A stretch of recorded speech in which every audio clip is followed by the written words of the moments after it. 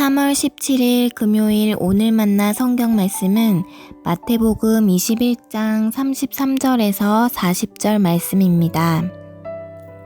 다른 비유를 하나 들어보아라. 어떤 집주인이 있었다.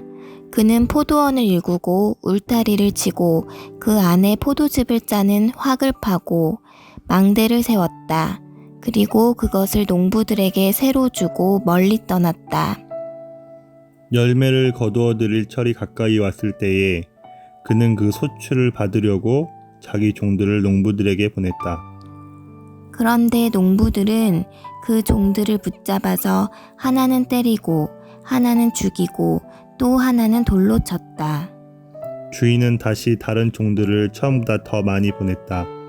그랬더니 농부들은 그들에게도 똑같이 하였다. 마지막으로 그는 자기 아들을 보내며 말하기를 그들이 내 아들이야 존중하겠지 하였다. 그러나 농부들은 그 아들을 보고 그들끼리 말하였다. 이 사람은 상속자다. 그를 죽이고 그의 유산을 우리가 차지하자.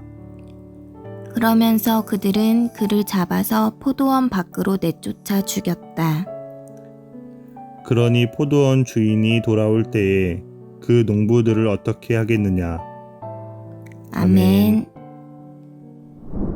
오늘 만나로 만나주시는 하나님을 기대합니다.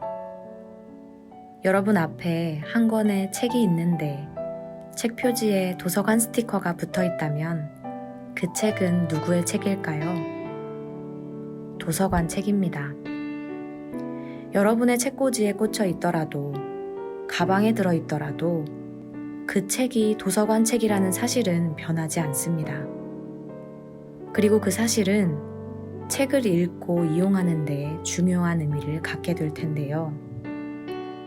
읽으면서 펜으로 밑줄을 긋는다거나 페이지를 접는다거나 내 책처럼 마음대로 편하게 사용할 수는 없겠죠. 그렇다면 자동차나 숙소를 빌렸을 때는 어떨까요? 책 한 권을 빌려 읽을 때보다 더 세심한 주의가 필요하겠죠. 그 모든 이유는 바로 내 것이 아니기 때문입니다. 오늘 말씀에서는 한 주인의 포도원을 빌려서 농사를 짓는 농부들이 등장하는데요. 어떤 주인이 아끼던 포도원을 농부들에게 맡기고 멀리 떠납니다. 그 포도원은 울타리뿐 아니라 포도즙 틀과 망대까지 갖춘 곳이었습니다. 보통 포도원을 개간하면 첫 수확까지는 적어도 4년, 5년을 기다려야 했기 때문에 주인은 땀과 눈물로 가꾼 포도원을 아무에게나 맡기지 않았을 것입니다.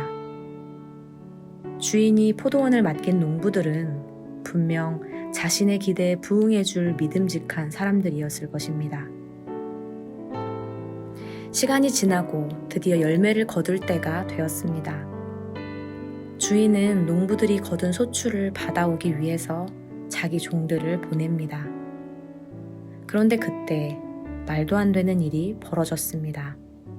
35절 말씀입니다. 그런데 농부들은 그 종들을 붙잡아서 하나는 때리고 하나는 죽이고 또 하나는 돌로 쳤다. 주인이 보낸 종들은 주인의 대리인이었습니다. 그럼에도 불구하고 농부들은 주인의 기대와는 달리 종들을 때릴 뿐 아니라 없애버렸습니다. 이 소식을 들은 주인은 더 많은 종들을 보냈지만 농부들은 이번에도 똑같이 대하고 말았습니다. 그러자 주인은 결심합니다. 37절 말씀입니다. 마지막으로 그는 자기 아들을 보내며 말하기를 그들이 내 아들이야 존중하겠지 하였다. 같은 말씀이 기록된 마가복음과 누가복음에는 이 아들에 대해 주인이 사랑하는 아들이라고 표현합니다. 하지만 농부들은 그 아들마저도 없애고 말았습니다.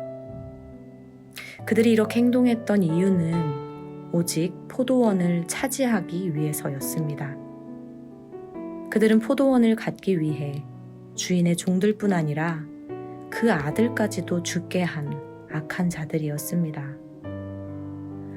그런데 아무리 봐도 포도원 주인이 참 이상합니다. 첫 번째로 나섰던 종들이 죽었을 때 주인은 농부들을 혼내줄 군대를 보내거나 불량배들을 보내지 않고 또다시 종들을 보냈습니다. 그 종들마저 죽게 되었을 때에도 주인은 농부들을 징벌하고 처단하지 않았습니다. 주인은 참고 또 참았습니다. 마침내 아들을 보낼 때까지 말입니다. 이분은 누구신가요? 하나님이십니다. 어리석어 보일 정도로 이상한 이 주인이 바로 우리 하나님이십니다. 하나님께서는 그 아들을, 예수 그리스도를 이 땅에 보내기까지 그들이 내 아들이야 존중하겠지 기대하셨습니다. 아무리 악한 농부들일지라도 그들이 돌이키도록 인내하셨습니다. 사랑하는 성도 여러분, 우리는 일상에서 책 한 권을 빌려도 함부로 사용하지 않습니다. 하물며 귀한 물건이라면 더더욱 소중히 대합니다.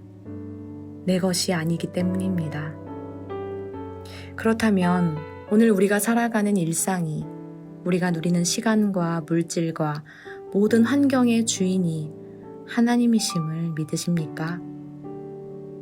주인이신 하나님께서는 자신의 종들뿐 아니라 사랑하는 아들까지도 우리를 위해 아끼지 않으셨습니다. 하나님을 하나님으로, 주인으로 고백하며 살아가게 하시기 위해 우리를 인내하시고 우리에게 찾아오셨습니다. 주님은 우리에게도 물으십니다. 40절 말씀입니다. 그러니 포도원 주인이 돌아올 때에 그 농부들을 어떻게 하겠느냐?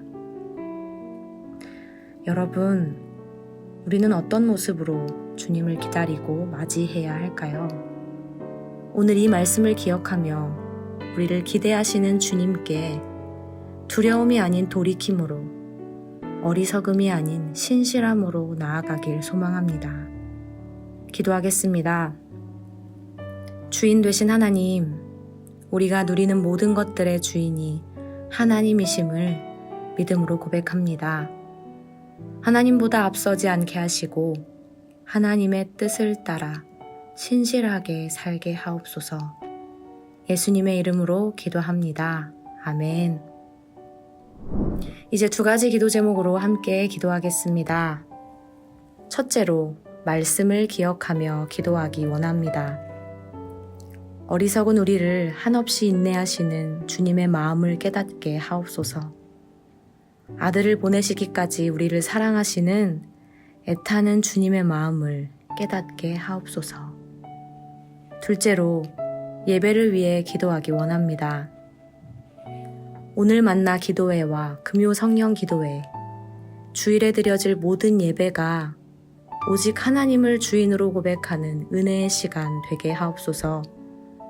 삶의 구석구석 한 부분도 놓치지 않고 모두 주님의 다스림을 받는 시간 되게 하옵소서. 이렇게 기도하신 후에 각자의 기도 제목으로 계속해서 기도하겠습니다.